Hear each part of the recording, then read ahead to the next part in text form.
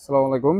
আজকে আমি আসলাম মসজিদ জামেকে, কুয়ালালামপুরের ঐতিহ্যবাহী একটা মসজিদ। এখানে শুক্রবারের মসজিদ বলা হয় এটাকে, ফ্রাইডে মস্ক।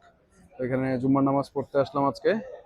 তো কুয়ালালামপুরে 1909 সালে হচ্ছে এই মসজিদটা নির্মাণ করা হয়। তখনকার সময় হচ্ছে সবচেয়ে বড় মসজিদ ছিল এটা। তো এটা নির্মাণ করা হয় হচ্ছে দুইটা নদীর মোহনায়, ক্লাং নদী আর আহ, জামেক নদী।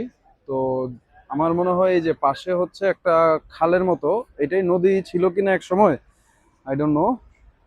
তো এই হচ্ছে আর কি, এটা খালের গন্ধই পাচ্ছি আমি, এটা সম্ভবত খাল, কোনো নদী না।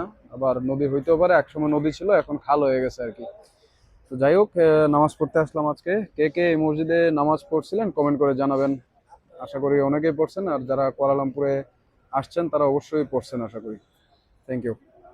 ও, আরেকটা মজার জিনিস শেয়ার করতে চাচ্ছিলাম, সেটা হচ্ছে যে প্রচণ্ড রোদ পড়ছে আজকে মালয়েশিয়াতে।